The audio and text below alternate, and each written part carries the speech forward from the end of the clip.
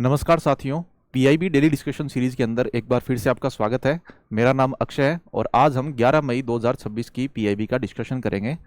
एक स्टूडेंट का सवाल था कि नोट्स कैसे बनाए जाएं पीआईबी के। तो आप ऐसा कर सकते हो कि एक मोटी सी नोटबुक लो, उसके अंदर उसको 4 पार्ट के अंदर बांट के और जीएस पेपर 1, 2, 3, 4 के हिसाब से और उसके हिसाब से जैसे अपन न्यूज़ आर्टिकल कवर कर रहे हैं तो उनको उसके अंदर डालते रहो, लिखते रहो। और साथ में जैसे प्री और मेंस को अलग अलग करने की ज़रूरत नहीं है।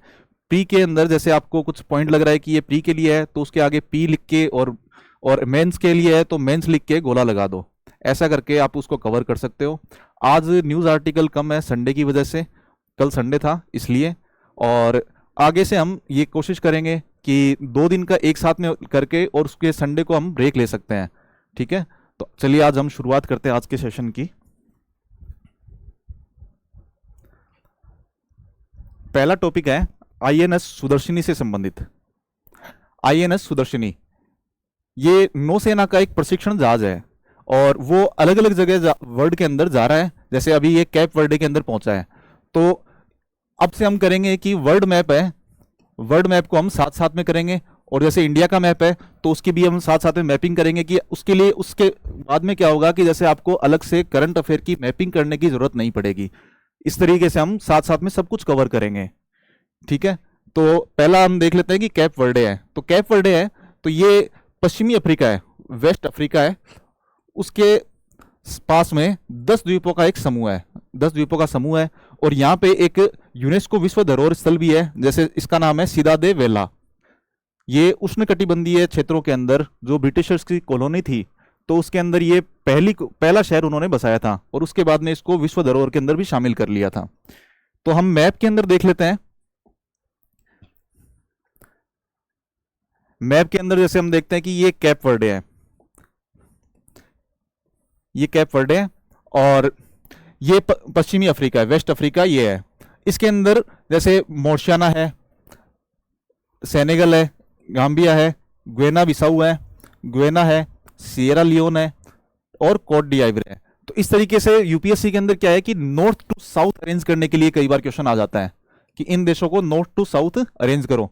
तो उसके लिए इंपॉर्टेंट है कि Mauritania, Senegal, Gambia, Guinea, Guinea Bissau, Guinea और सिएरा लियोन, इस तरीके से ये नॉर्थ टू साउथ आप अरेंज कर सकते हो आराम से। फिर जैसे ये ग्वेना है तो यहाँ पे फोटा जालोन का पठार है एक, ये फोटा जालोन का पठार है। यहां से 3 नदियां निकलती हैं इंपॉर्टेंट।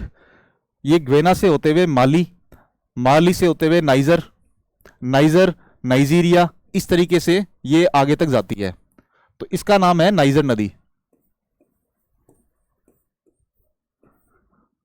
फिर यहां से एक नदी अलग निकलती है तो ये माली होते हुए इस तरीके से जाती है मोर्शियाना के अंदर से और इसका नाम है, ये यहां से जाएगी और ये सेनेगल और मोर्शियाना है, इसके बीच में एक सीमा बनाती है ये और इसका नाम है सेनेगल नदी। फिर इधर से एक नदी और जाती है जो ये सेनेगल के अंदर से जाएगी, ग्वेना है ही, और ये गाम्बिया के अंदर से जाएगी और ये है गाम्बिया नदी। तो जैसा आप देख रहे हो कि ये गाम्बिया है तो ये सेनेगल के अंदर पतला सा एक पार्ट है, इसको आपको याद रखना है। यहाँ पे सिर्फ इतना ही है, ये जो गाम्बिया नदी है इसके किनारे ही बसा हुआ है ये पूरा। फिर उसके बाद में हम देखते हैं ग्वेना है और ये सिएरा लियोन है। ये बॉक्साइट और हीरा, इन दोनों के उत्पादन के लिए फेमस जगह है, ये देश है। ठीक है, फिर आगे हम अगले आर्टिकल पे चलते हैं। अगला है पीएम मित्र पार्क से संबंधित। पीएम मित्र पार्क ये क्या है कि 2022-23 के अंदर, 2023 की बात है, 2023 के अंदर 7 राज्यों के अंदर, 7 राज्य हैं उनके अंदर पीएम मित्र पार्क बनाने की स्कीम केंद्र सरकार लेके आई थी और जो वस्त्र उद्योग है उसके विकास के लिए ये स्कीम लेके आए थे। फिर इसके अंदर जैसे हम देखते हैं कि 7 राज्य तो हो गए और पीएम मित्र है तो ये वारंगल के अंदर अभी जो पहला है, पहला पीएम मित्रा का उद्घाटन अभी प्रधानमंत्री मोदी जी ने किया है, तो ये वारंगल के अंदर पहला ऑपरेशनल हो चुका है। फिर इसके बाद में हम देखते हैं कि जैसे हमने थोड़े दिन पहले भी देखा था कि ये 5F विजन आधारित कोई कॉटन से संबंधित हमने देखा था। कॉटन के लिए हमने 5F विजन देखा था, जैसे फार्म टू फाइबर, फाइबर के बाद में हम फैक्ट्री के अंदर जाएंगे, फैक्ट्री से फैशन बनेगी, और फैशन से हम फॉरेन मतलब निर्यात करेंगे। तो ये 5F विजन है। ये कोई भी वस्त्र से संबंधित कोई भी आपको मेंस के अंदर क्वेश्चन आता है तो 5F को आप कोट कर सकते हो। फिर उसके बाद में हम देखते हैं कि ये ZLD और CETP, ZLD और CETP, ZLD का फुल फॉर्म है जीरो लिक्विड डिस्चार्ज। जैसे आप देखते हो कि कुछ वस्त्र उद्योग हैं तो वो प्रदूषण उत्पादित करते हैं, प्रदूषण होता है उनसे, जैसे मतलब रंग वगैरह हो गए तो वो सीधे सीधे नदियों के अंदर छोड़ दिए जाते हैं। तो इसमें क्या होगा कि कोई भी लिक्विड है वो डिस्चार्ज नहीं होगा। फिर इस फैसिलिटी के अंदर जो हम पीएम वस्त्र पार्क बना रहे हैं, इनके अंदर इनकी विशेषताएं हैं ये। फिर उसके बाद में एक CETP, जैसे आपको क्या होता है कि कुछ छोटे छोटे उद्योग हैं, एक उद्योग है, छोटा उद्योग ये है, ये है, ये है, अलग अलग इनकी ये पार्क है पूरा। तो इनके अंदर क्या होगा कि ये जितने भी प्रदूषण कर रहे हैं, प्रदूषक ये बना रहे हैं, उनको ट्रीट कर दिया जाएगा एक साथ में ही, एक साथ में ट्रीट कर दिया जाएगा। तो उसको कहा है कि कॉमन इफ्लुएंट ट्रीटमेंट प्लांट्स, कि इनके लिए कॉमन ट्रीटमेंट प्लांट बना दिया गया है, उससे प्रदूषण नहीं होगा। ठीक है, तो इसका मतलब है कि ये एनवायरमेंट फ्रेंडली है।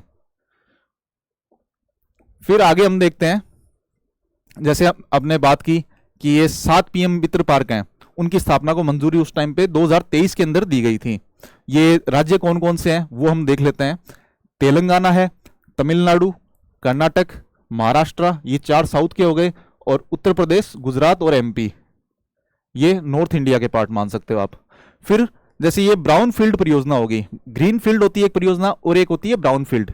ग्रीन फील्ड होती है कि आप कोई नई उद्योग का स्थापना कर रहे हो तो उसको ग्रीन फील्ड श्रेणी के अंदर डालते हैं, और पहले से मौजूदा कुछ इंफ्रा है और उसके ऊपर उसके अंदर ही आप कुछ बना रहे हो तो वो ब्राउन फील्ड श्रेणी के अंदर आ जाता है।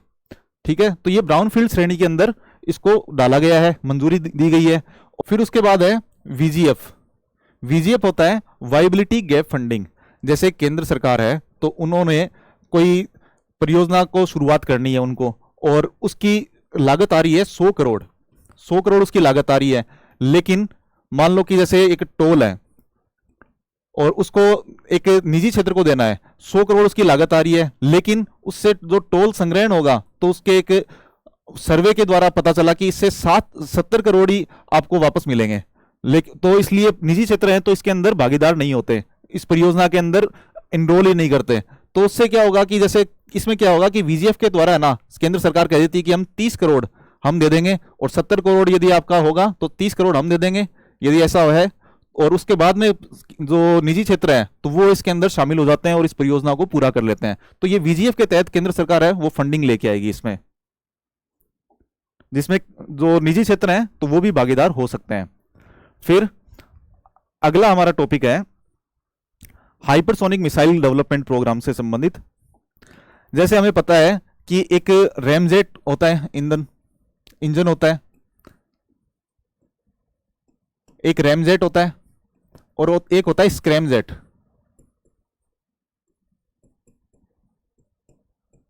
स्क्रैमजेट इंजन ये तो होता है, जैसे क्रूज मिसाइल है उसके अंदर ये काम आते हैं रैमजेट और स्क्रैमजेट। ये होता है सुपरसोनिक मिसाइल के लिए होता है ये, और ये है हाइपरसोनिक के लिए।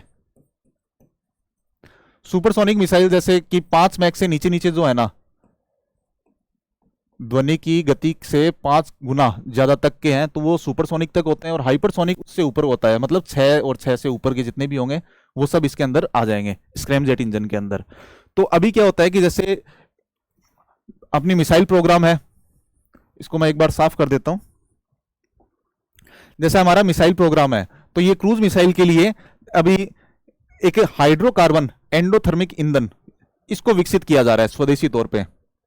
जैसे मिसाइल जाएगी तो उसके अंदर एक घर्षण पैदा होता है, घर्षण पैदा होगा तो जो अंदर ईंधन है तो वो जलेगा, जलने से क्या होगा कि जो बाहर की धातु वगैरह है तो ये भी जलने लग जाएगी, और जलने लग जाती है तो उससे ये प्रोग्राम सक्सेसफुल नहीं हो पाता। तो इसलिए जैसे ये तरल हाइड्रोकार्बन एंडोथर्मिक ईंधन का यूज में लिया गया है, उससे क्या होगा कि ये घर्षण के बावजूद अपने जो ईंधन है उसको भी है ना साथ साथ में ठंडा करती रहेगी। इतना गर्म नहीं होगा कि वो बाहर की जो धातु है जो है ना जल जाएगी, तो वो जलने नहीं देता है, ये एंडोथर्मिक ईंधन होता है जो। ठीक है। और फिर उसके बाद में जैसे अभी पहले तो क्या है कि जैसे जनवरी के अंदर भी हमने टेस्ट किया था, तो ये 700 सेकंड का ही परीक्षण हो पाया था।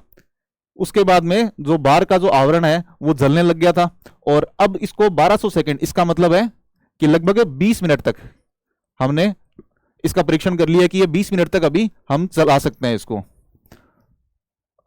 रैमजेट और स्कैमजेट में क्या होता है कि एक एयर ब्रीदिंग इंजन होता है, जैसे कि, और जो नॉर्मल हमारी जो पहले रॉकेट होती थी उसके अंदर एयर ब्रीदिंग नहीं होती थी, ईंधन के साथ साथ में ऑक्सीजन को भी भेजा जाता था, और उससे क्या होता है कि उसमें जो रॉकेट की भार था वो बढ़ जाता था। लेकिन इसमें क्या है कि एयर ब्रीदिंग इंजन लगा होता है, सुपरसोनिक एयर ब्रीदिंग इंजन लगा होता है, और उससे क्या होता है कि आपको जो हवा से मतलब जैसे ऊपर जाएगा तो वायुमंडल से ये ऑक्सीजन को ग्रहण कर लेगा। तो इससे क्या होगा कि इसमें वजन कम हो जाएगा, वजन कम होगा तो इसकी स्पीड बढ़ेगी, इसकी जो मारक क्षमता है वो भी बढ़ जाएगी। जैसे अभी हम ब्रह्मोस 2 यदि लेके आते हैं, तो अब ये जो हमने ये टेस्ट कर लिया है उसके बाद में ब्रह्मोस 2 है तो वो सुपरसोनिक हो जाएगी, सुपरसोनिक से हाइपरसोनिक हो जाएगी। तो इसका निर्माण जो उच्च तापमान वाले थर्मल बैरियर कोटिंग और उन्नत विनिर्माण प्रक्रियाओं का उपयोग करके किया जा रहा है। कि मतलब थर्मल बैरियर है तो वो जल्दी गर्म नहीं होंगे, यदि इंजन गर्म हो रहा है तो उसके साथ में जो थर्मल बैरियर यदि लगा होगा तो मिसाइल गर्म नहीं होगी और वो आसानी से हम प्रक्षेपित कर सकते हैं। फिर आगे हम देखते हैं इसका रणनीतिक महत्व क्या होगा, स्ट्रेटेजिक सिग्निफिकेंस क्या है, कि यह सफलता भारत को उन्नत एरोस्पेस क्षमताओं से उभरती युद्ध प्रौद्योगिकियों में दुनिया के अग्रणी देशों के अंदर शामिल कर लेगी, और यह स्वदेशी विकास होगा। जैसे डीआरडीएल है हैदराबाद बेस्ड, हैदराबाद का डीआरडीएल है, इसके द्वारा इसको किया गया है, ये स्वदेशी है और इंडस्ट्रीज की भागीदारी है। और हमने देखा कि जैसे कल देखा था अग्नि 5 के बारे में, उसी तरीके से इसमें भी वो अग्नि 5 थी, वो बैलिस्टिक मिसाइल थी, ये क्रूज मिसाइल है। तो ये हाइपरसोनिक क्रूज मिसाइल विकास कार्यक्रम के लिए इंपॉर्टेंट है ये। और जैसे स्क्रैमजेट करेक्ट पाइप टेस्ट है SCPT, तो ये हैदराबाद के अंदर है। उसके अंदर जैसे कि एक मिसाइल है तो उसको प्रक्षेपण करने के बाद में कौन कौन सी कितना दाब होगा और कितना उसके अंदर टेम्परेचर होगा, इस तरीके से एक जमीन के ऊपर ही नीचे ही एक वो बना लिया जाता है और उसके बाद में इसको टेस्ट किया जाता है। उसको भेजने की जरूरत नहीं है, जमीन पे ही इसको टेस्ट, वैसी एक सुविधाएं प्रदान कर दी जाती हैं कि दाब ताप उसी तरीके से होंगे, घर्षण भी उतना ही होगा, उसके बाद में टेस्ट किया जाता है। तो ये हैदराबाद के अंदर ये फैसिलिटी है, वहां पे इसको किया गया है। फिर अगले टॉपिक पे हम चलते हैं। विशालकाय तारे निकटवर्ती आणविक बादल में तारों के निर्माण को नियंत्रित करते हैं। जैसे आपको पता है कि एक ये सूर्य है और सूर्य से भी 8 से 10 गुना बड़े कुछ तारे होते हैं। तो ये क्या करते हैं कि जो बाहर के छोटे छोटे तारे हैं तो उनको अंदर ग्रहण कर लेते हैं, वो उसके अंदर मिल जाते हैं, क्योंकि इनके अंदर गुरुत्वाकर्षण इतना ज्यादा होता है कि वो अंदर कर लेते हैं। लेकिन अभी एक एरीज के वैज्ञानिक हैं, एरीज नैनीताल के अंदर है भारत के अंदर, तो उसके वैज्ञानिक हैं, उन्होंने एक नया शोध किया है और वो पीआईबी के अंदर 2 दिन पहले आया था, पहले की न्यूज के अंदर था कि ये सूर्य से 8 से 10 गुना यदि कोई है तो तारा है तो वो यूवी वेज पराबैंगनी किरणों का उत्सर्जन करता है। और यदि ये उत्सर्जन करेगा तो बाहर क्या होती है कि अलग अलग गैसों के एक बादल होते हैं, जैसे ये बादल है तो ये यूवी रेज इन बादलों पे जाएंगी, तो उससे क्या होगा, बीआरसी होता है ब्राइट रिम्ड क्लाउड। जो ये बीआरसी है मतलब ये क्लाउड है, ये गैसों का समूह है, पुंज है, और ये बीआरसी यहाँ पे यूवी रेज हैं तो वो हमला करेंगी, तो ये बार बार ये ब्राइट हो जाएगा। और फिर इसके बाद में इसके अंदर संपीड़न होगा तो ये छोटा हो जाएगा। जैसे यूवी रेज है ना, ये गैसों के एक पुंज के ऊपर यदि गिरता है तो ये छोटा होगा, छोटा होके ये तारों की तरह तारों के रूप में इसका निर्माण हो जाएगा, ऐसा हम सोच सकते हैं। ये मैंने एक आपको आसान भाषा के अंदर समझाने की कोशिश की है। ठीक है, तो तारों का निर्माण इस तरीके से होता है कि जो बड़े प्लेनेट हैं, जो सूर्य से भी 8 से 10 गुना बड़े हैं, तो वो सूर्य से 8 से 10 गुना बड़े होंगे तो वो यूवी रेज को इमिट करेंगे। जैसा इस डायग्राम के अंदर देख सकते हैं, जैसे ये ग्रुप ए है तो ये बड़े हैं और ये छोटे छोटे इनका निर्माण कर रहे हैं साइडों में यूवी रेज के थ्रू। और ये जो गैसों का पुंज है अलग अलग, यहाँ पे छोटे छोटे क्लाउड बनते हैं पहले, और क्लाउड का संपीड़न होकर एक शोक वेव आती है। शोक वेव के द्वारा तारों का पूर्ण निर्माण हो जाता है। तो ये वैज्ञानिकों ने हाल फिलहाल के अंदर रिसर्च किया था। जैसे ये विशालकाय तारे और तारा निर्माण, ब्राइट रिम क्लाउड, तो मुख्य खोज क्या हुई है? जो एरीज के वैज्ञानिक हैं, एरीज की फुल फॉर्म है आर्यभट्ट अवलोकन विज्ञान अनुसंधान संस्थान, इंग्लिश में आप देख सकते हो Aryabhatta Research Institute of Observational Sciences. ठीक है, तो इन्होंने क्या है कि एक ये ब्राइट रिम्ड क्लाउड है उनका अध्ययन किया, और ये 900 पार्सेक की दूरी के ऊपर उपस्थित होते हैं जो क्लाउड है हमारे यहाँ से। और महत्व क्या है कि यह अध्ययन दर्शाता है कि विशालकाय तारे केवल अपने परिवेश को नष्ट नहीं करते बल्कि नई पीढ़ी के तारों को निर्माण भी करते हैं, जो मैंने आपको शुरुआत के अंदर बता दिया है। जैसे इसके अंदर हम देखते हैं कि सबसे पहले ये यूवी रेज होती हैं। यूवी रेज उस पे विशाल तारे के ऊपर गिरेंगी से निकलेंगी, बाहर निकलेंगी, बाहर निकल के आयनीकरण और संपीड़न होगा उनका, जो क्लाउड्स हैं उनका संपीड़न होगा, आयनीकरण होगा, आयोनाइज्ड होंगे ये, और फिर उसके बाद में शोक वेव आएंगे। शोक वेव के द्वारा ये बादल अंदर के अंदर सिकुड़ते जाते हैं, और सिकुड़ने के बाद में ये एक तारे का निर्माण कर देते हैं, तारों का जन्म हो जाता है, नए तारों का जन्म की शुरुआत कर देते हैं। फिर इसके साथ में जैसे इन्होंने डेटा वगैरह लिया है, तो ये डीओटी है जो देवस्थल ऑप्टिकल टेलीस्कोप है, डीएफओटी है देवस्थल फास्ट ऑप्टिकल टेलीस्कोप है, ये अपने लिए इंपॉर्टेंट नहीं है। ठीक है, उसके अलावा चाइना वगैरह के भी कुछ डेटा वगैरह लिए हैं, वो अपने लिए इंपॉर्टेंट नहीं है। फिर अगली एक प्रधानमंत्री श्री नरेंद्र मोदी जी का एक ट्वीट है, और उसको उसके अंदर दे रखा है, हम इसको मेंस के अंदर बहुत ही अच्छे से यूज भी ले सकते हैं, कि मेरा हमेशा से विश्वास रहा है कि कोई भी सरकार तभी सफल हो सकती है जब समाज स्वयं राष्ट्र निर्माण में सक्रिय भागीदारी निभाता है। स्वच्छ भारत अभियान जैसे अनेक कार्यक्रम इसके बड़े उदाहरण हैं।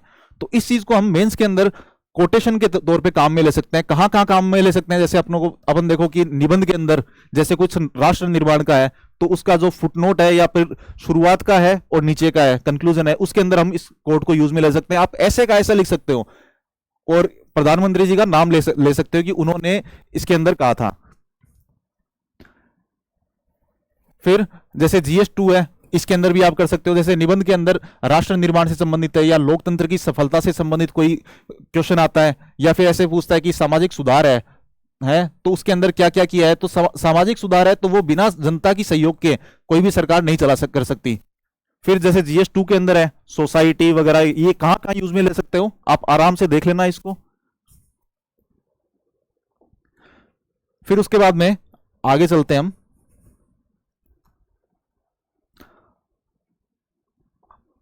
आगे 2 क्वेश्चन है, एक तो PM मित्रा से संबंधित है कि PM मित्रा की 5F विजन है और VGF वगैरह से होता है क्या, और वारंगल के काकतीय के अंदर ये ग्रीन फील्ड है क्या।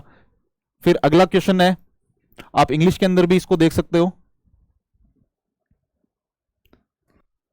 फिर अगला क्वेश्चन है, जो हमने ब्राइट रिम्ड क्लाउड के बारे में देखा था, वो एरीज ने बनाया था क्या, यूवी रेडिएशन से क्या क्या होता है, और ड्वार्फ प्लैनेट है तो वो एक्सप्लोड होते हैं या फिर क्या होता है। जो मैंने पहली स्लाइड के अंदर है तो वो शायद मिस कर दिया है। इसके अंदर क्या है कि ये बड़े तारे तो बनते हैं लेकिन छोटे तारे भी साथ में बनते हैं, जो नए युवा तारे भी बनते हैं, और फिर भूरे बोने ड्वार्फ भी बनते हैं।